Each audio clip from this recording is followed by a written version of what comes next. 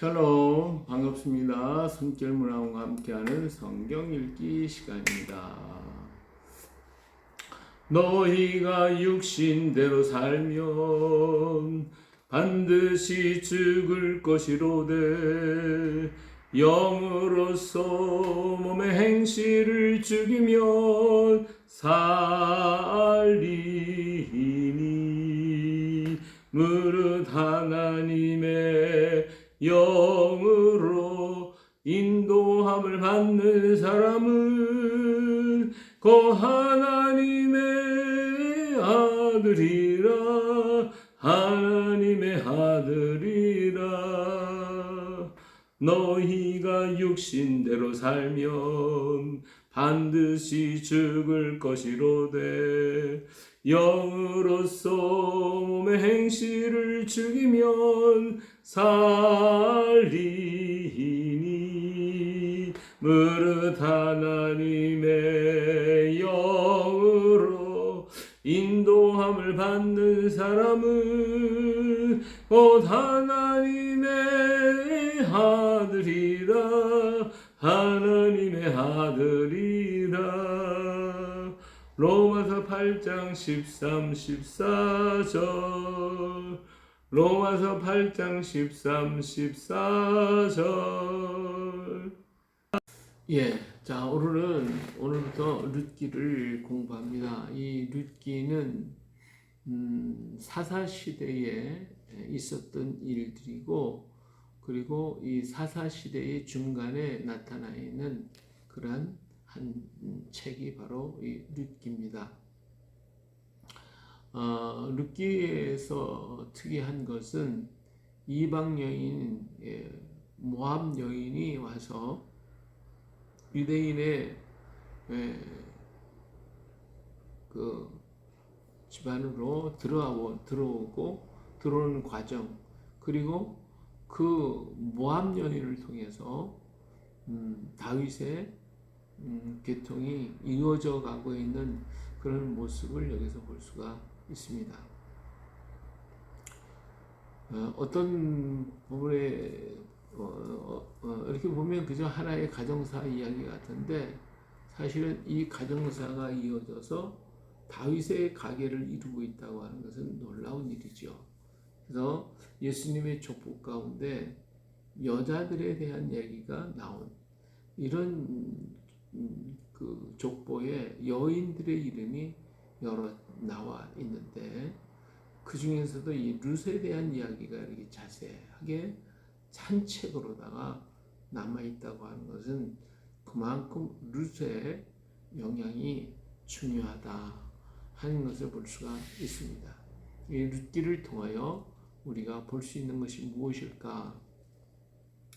여기서 한마디로 얘기한다면 룻은 이방 여인이고, 그리고 구원하는 여호와의 정에 들을 수 없는 사람이고, 그리고 완전히 버림받았던 사람들인데, 다시 말하면 룻기에 나타나 있는 것을 보면 길바닥에, 땅바닥에 떨어져 있는 이삭들을 보게 되는 거예요. 이삭을 줍는 룻의 손길을 보는데, 바로 룻이 이삭 같은 존재예요. 버림받았단 말이에요. 아무도 거들떠볼 수 없는 그러한 이삭 같은 존재인 룻을 주어 올리시는 하나님의 손길을 보는 거예요.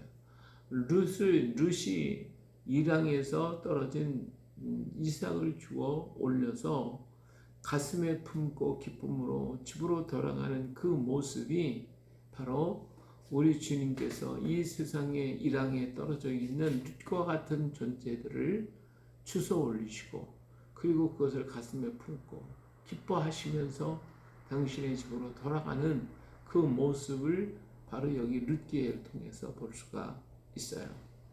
우리가 세상의 밭이랑에 떨어진 이삭 같은 존재이지만, 그러나 주님의 피문 손이 우리를 그 이삭을 주셔서 당신의 품에 안고 당신의 집으로 가며 기뻐하시는 그 모습은, 신약에서는 잃어버린 양을 찾는 그 모습, 잃은 드라크마를 찾고 기뻐하는 그 모습, 이런 모습들과 탕자가 돌아왔을 때 그 기뻐하는 모습들, 그 모습과 같은 그런 모습으로 볼 수가 있습니다.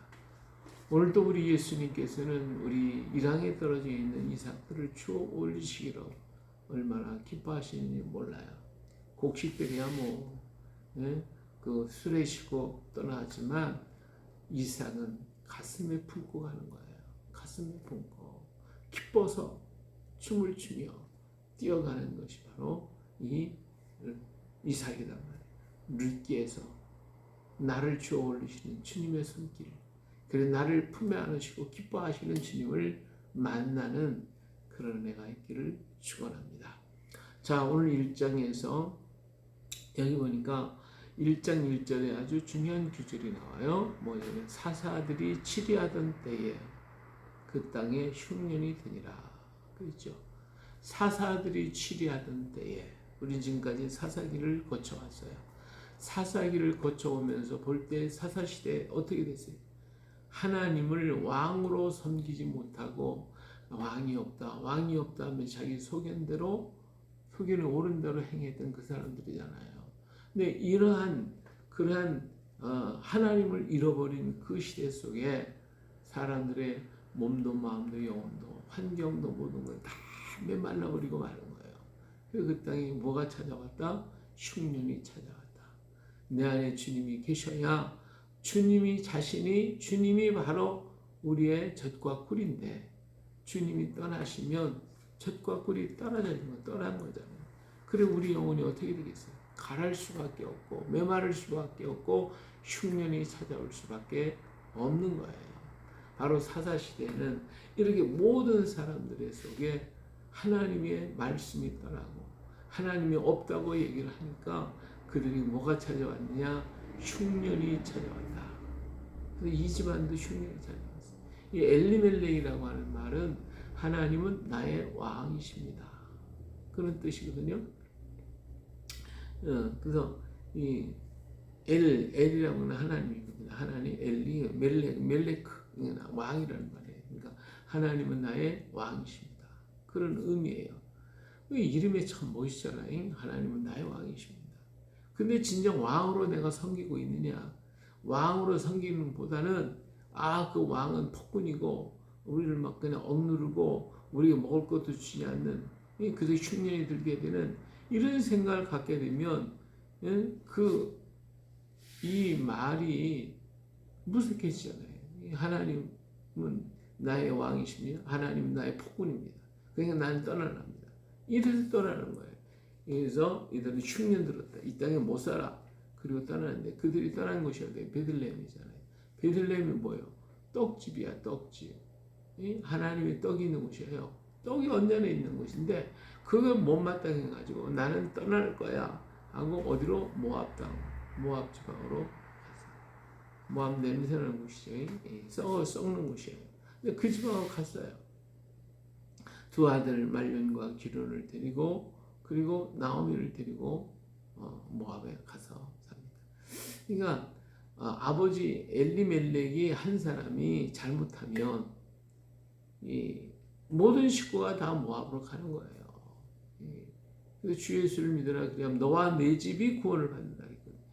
우리 한 사람이 정말 가정을 리드할 수 있는 그 영향력을 가진 사람이 어떻게 결정하느냐에 따라서 한 가정이 설 수도 있고 망할 수도 있는 거예요. 한 가정이 다 구원받을 수 있는가 하면 그 가정이 다 몰락을 당할 수도 있다고 말해요. 이 엘리멜렉의 가정이 엘리멜렉 한 사람의 결정, 하나님은 폭군이야. 나는 못 살아. 그러니까 떠날 거야. 하고 떠난 이 가정을 망창망하게 만들었어요.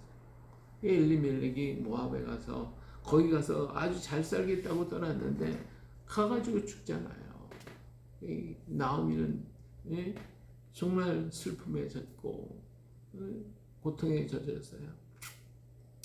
이 나오미라는 말은 사랑스럽다.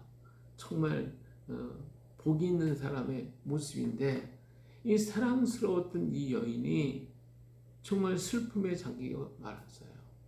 그래서 이 슬픔을 달래기 위해서 이 말론과 기른 두 아들을 데려다가 두 아들에게 모압 여인 중에서 이쁜 여자를 선택해서 결혼을 시켰어요. 그래서 나오미는 자기의 그 기쁨을 그 기쁨을 하나님께로부터 얻으려고 하는 게 아니라 누구를 통해서 며느리와 아들들을 통해서 얻으려고 했다 이 말이에요. 예? 문제는 해결된 것 같아. 그러나 완전히 해결된 게 아니다라고 하는 거예요. 오늘 우리가 어떤 문제가 있을 때에 그 문제를 해결하는 방법은 여러 가지예요. 근데 이 여러 가지 해결 방법 가운데서 가장 좋은 방법이 뭐예요? 하나님께 물어봐서 하나님의 원하는 바대로 하는 것이 가장 아름다운 거예요. 그런데 그게 아니라 내 생각과 내 방법으로 처리를 해놓으면 된 것 같아. 그러나 얼마 가지 못해서 그것은 깨질 수밖에 없는 거예요. 더 큰 문제를 가져오는 거예요. 그러니까 나오미도 역시 이 방법을 하나님께 물어보고 가야 되는데 그것이 아니라 모압 지방에 살다 보니까 하나님도 잊어버리고 뭔가 다 잊어버리고 베들레헴 잊어버리고 그리고 산다 이거예요. 그러니까 자기 방법대로 두 여인을 얻어서 시집을 장가를 보냈어요. 그래서 좀 평안한 것 같다. 근데 웬걸 10년쯤에 두 아들이 죽어버렸어요. 이 10이라는 숫자 완전 숫자는 하나님께서 완전하게 그 가정을 장악해버려요.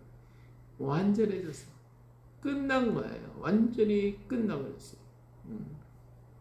그래서 두 남편 죽고, 두 아들 죽지, 남편 죽었지, 여자들만 덜렁 세 여자만 과부만 남아있잖아요. 그런데 여기에서 나오기는 이제는 길을 어디에 기울여서 자기 고향 베들레헴에 길을 기울여. 예, 우리가 하나님의 말씀을 아무리 얘기를 해도 안 들어와. 언제 들어와요? 어려울 때, 힘들 때, 내게 문제가 있을 때, 그때야 귀가 열려. 귀 음성이 들리는 거예요. 그 나오미가 이 어려움을 자기 방법 다 깨졌죠. 그 이제는 어떻게 할 길이 없는 거라. 이런 가운데 이방 나라에 와서 자기 혼자 산다는 게 이 쉬운 일이니까. 두 며느리 이방 사람들이잖아요. 자, 그래서 귀를 기울여 들어보니까 베들레헴에 여호와께서 자기 백성을 돌보셔서 그들에게 양식을 주셨다. 풍년 들어서 거기 양식이 많아 하는 소리가 들린 거예요. 예, 우리 귀가 좀 열려야 돼요. 예, 주의 음성 들어야 돼. 하나님이 생명의 떡이 아니에요. 생명의 떡이잖아요. 그 떡을 먹어라. 수고하고 무거운 짐을 다 내게로 와라. 이게 들려야지. 안 들리는 거예요. 언제까지 수고하고 무거운 짐 져서 꼬꾸라질 때야 이 소리가 들리는 거라. 이게 안 들려 보통 때는. 그래서 안 가요. 근데 나오미 귀에 지금 꼬꾸라져서 그냥 다 수고와 무거운 짐 져서 꼬꾸라지고 나니까 들려. 베들레헴에 양식이 있어. 그러니까 그때 결심하고 일어나는 거예요.